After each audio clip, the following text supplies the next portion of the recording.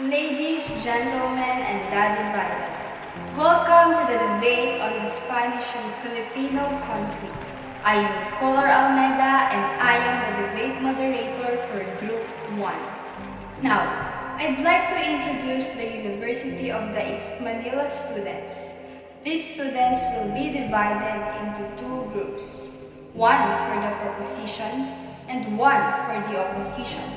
Take note that the side you will defend will change with each question.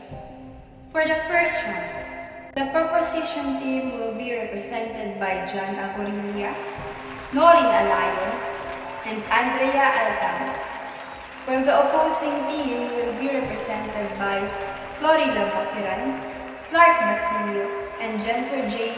Bico.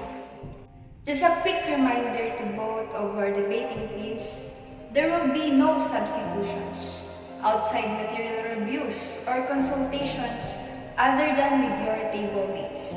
Make sure that all of your arguments are supported by facts. Fallacies of any kind are strongly discouraged in this space. Dear audience, please keep quiet throughout the session to allow the students to focus. We are what we are today because of history. History gives our lives and existence some sense of context. Therefore, thinking back on it will greatly improve our understanding of the situation. The Cavite Mutiny, which took place in 1872, is regarded as a more significant and reliable event than the Philippine Revolution of 1896. Because it served as the impetus for Filipino nationalism.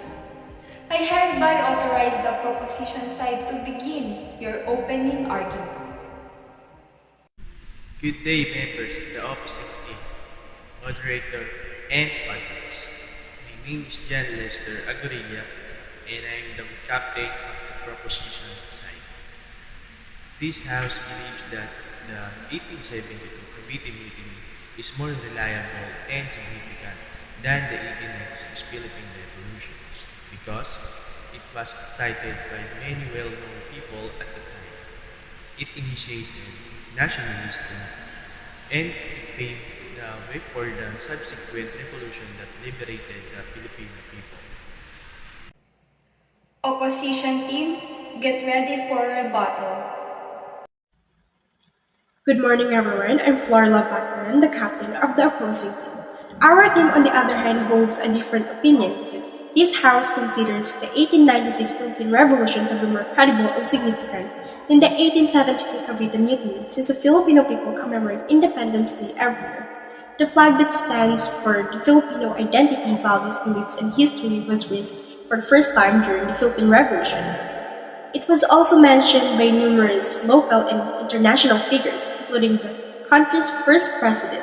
And lastly, it ended the 333 years of Spanish colonization.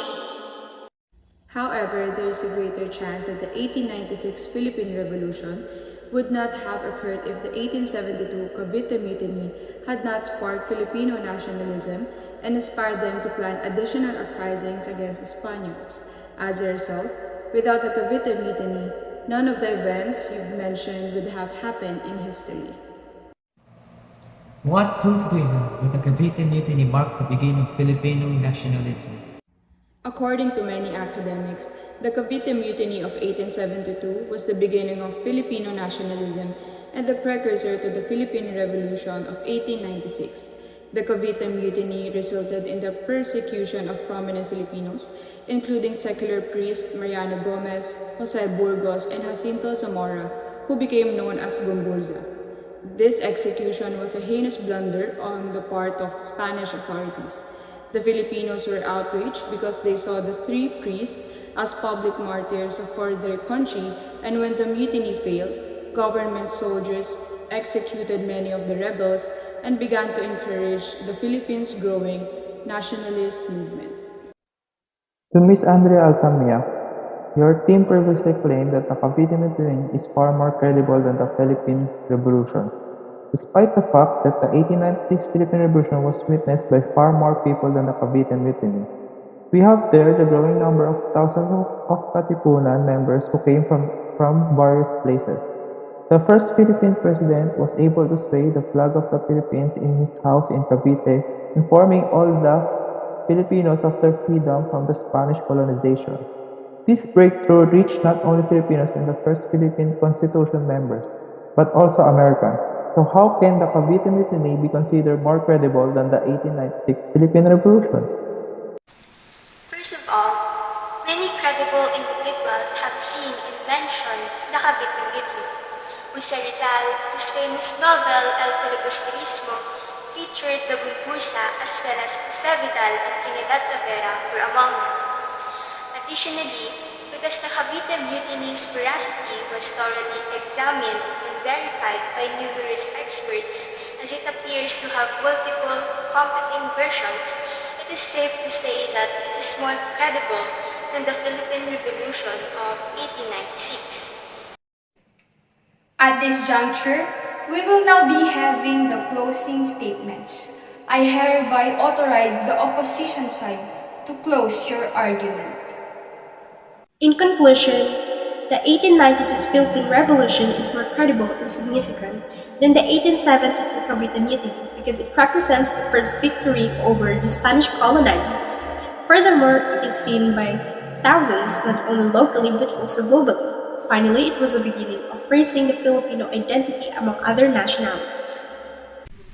In summary, the 1872 Cavite Mutiny is considered more reliable and significant than the 1896 Philippine Constitutions since it was cited by numerous credible individuals. It also the start of many.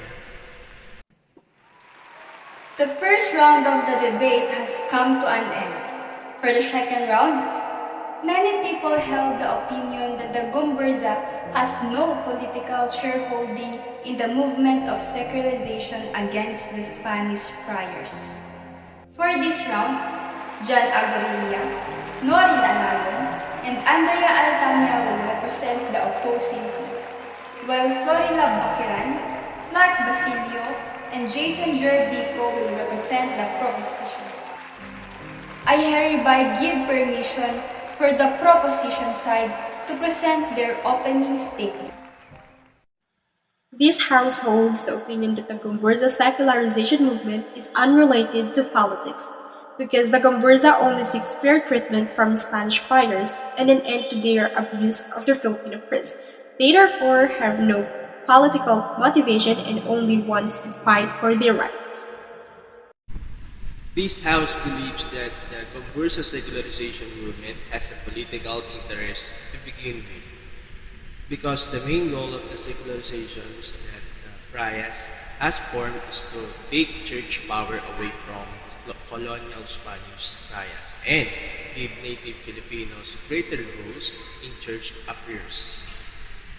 So you're saying that the priest is preparing a plot to harm the Spanish friars?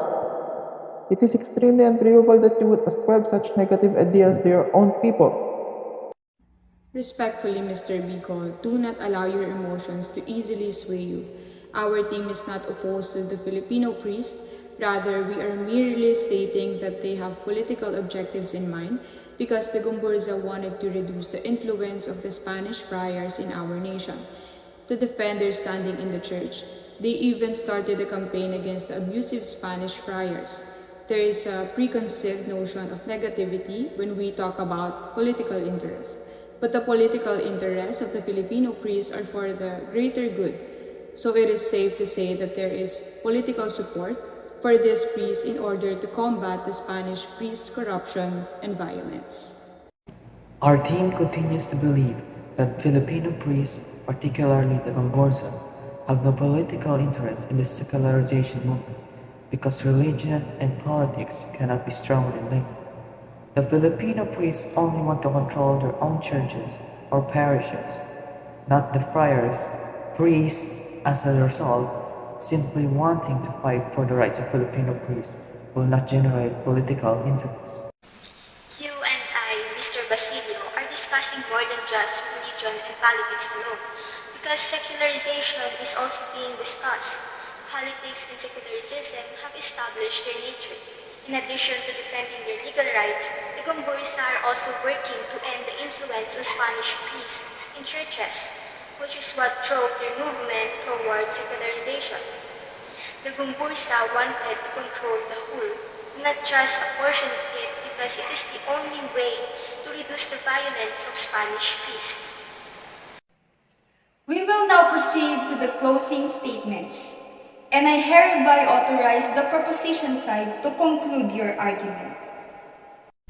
To conclude, the Gombursa has political stake in the secularization movement because they want to end the Spanish friars' control over churches. Furthermore, they plan an attack on the Spanish friars in order to undermine their credibility in the eyes of the Filipino people. Despite having a political motive, the secularization movement is not viewed as a selfish act. As many people used to believe, rather, it is viewed as an act to benefit the national interest. The second round of the debate has concluded. For this last round, it is widely assumed that the Filipino version of the Cavite Mutiny is more credible than the Spanish version. For this round, John Aguililla, Noreen Alayon, and Andrea Altamia will represent the proposition team, while Florila Baquiran, Clark Basilio, and Jason Jerbico will represent the opposition team. I hereby give permission for the proposition side to present their opening statement. This House believes that the Filipino version of the Cavite Mutiny is more reliable than the Spanish version because the Spanish version was influenced by Governor General Rafael Escuerdo, and thus this version focuses on his own interests rather than what truly occurred that prompted the Cavite Mutiny. This house is convinced that the Spanish version is more trustworthy than the Filipino version. Governor Rafael Izquierdo is simply being faithful to his country's interests in the Philippines, making him a leader in action. Thus, rather than simply looking at what could be seen, he created a hypothesis that the benefits of Filipinos would cause them to retaliate, which actually resulted in the Cavite Mutiny. I must respectfully disagree with Ms. Bakiran's assertion because the mutiny began with the benefits being cut, not given. Filipinos have received incentives from Governor General Carlos Maria de la Torre, including laxer media censorship, Guardia Civil, and secularization. Additionally, the soldiers in the Engineering and Artillery Corps are exempt from personal taxes and forced labor. The funding for the Filipino School of Arts and Trades was among the justifiable privileges. All of those were abolished by Governor General Izquierdo. The Cavite Mutiny, which broke out on January 20, 1872, was the result of the Filipino soldiers and workers at the Cavite Arsenal being displeased about having their privileges removed. I'd like to add something to what Ms. Alayon has said. The Cavite Mutiny began with the unfair deprivation of Filipino privileges, prompting them to assassinate the commanding Spanish officers in their path. The Filipino insurgents expected the support of other armies, but their faith in Spanish rule was stronger than previously thought. Fundamentally, this information reached the authorities in Manila, and Governor General Izquierdo acted quickly to quell the uprising. And this is where the Spanish version of the Cavite Mutiny has risen. Governor General Izquierdo told the Spanish government that the uprising is a full-fledged conspiracy to overthrow the Spanish sovereignty in the Philippines. But clearly, the Cavite Mutiny did not begin there, but rather dissatisfaction with the reduction of privileges, making the Filipino version more credible than the Spanish version. I disagree with Ms. Altamira. Why would the Spanish government support Governor General Escuerdo if the Filipino version is more credible? It's because the uprising was not thoroughly investigated. The Spanish government acted immediately after hearing Governor General Izquierdo's side of the story, without hearing the other side. We will now move on to the closing statements, and I hereby authorize the opposing party to conclude their argument. In conclusion, the Spanish version is more reliable than the Filipino version because the Spanish government supported General Governor Iskier's side. In conclusion, the Filipino version is more dependable than the Spanish version because the Spanish version is influenced by Governor General Iskier's own interests. On the other hand, the Filipino version only stated the true origins and event of the Cavite Mutiny. Indeed, the Spanish government sided with Governor General Iskier because they were not given the opportunity to investigate what's truly occurred. The final round of the debate has concluded. I want to express my gratitude to everyone who took part in this debate. I will now announce the jury's verdict at this point. The jury decided to side with the proposition side in the first round, despite the fact that both parties provided ample reasons and facts to support their respective arguments. The proposition side maintains its balance until the end of the round, because the 1896 revolution would not have happened if the 1872 Cavite Mutiny had not occurred, as the Cavite Mutiny gave birth to Filipino nationalist thought. Even the Cavite Mutiny inspired our Philippine national hero to include it in one of his notable novels, making it more credible. We cannot also ignore other historians and witnesses who wrote about and cited the Cavite Mutiny. The jury decided to support the opposing team in the second round because the proposition team had used emotional undertones in some of their arguments, and since it is understood that this rule will not allow or tolerate any falsehood of any kind. Furthermore, the Spanish friars' control over the churches is something that the priests who support secularization want to completely abolish. Along with that, they also produce propaganda with the intention of delegitimizing the Spanish friars. To sum up, the participation of Filipino priests in the movement, which is a political act, shows that it encompasses a wide range of activities through which people form and express their opinions on the world and how it should be governed. However, this political interest is motivated by a more important cause, which is why the jury also recognized how easily this argument can arouse participants' emotions. Finally, the jury is siding with the proposition team in the final round because the opposing team's argument was very redundant in the latter part of the round. Furthermore, the proposition team was able to intelligently testify their argument, as they presented their facts chronologically, completely, and clearly demonstrating the Filipino version is far more credible than the Spanish version, because the Spanish version was subjected to undue influence and was falsely made by the author. Finally, the proposition side was able to refute the opposing side's argument. Congratulations to the winning parties, and once again, thank you for participating in this debate. It only goes to show how well-versed Filipinos are in their history.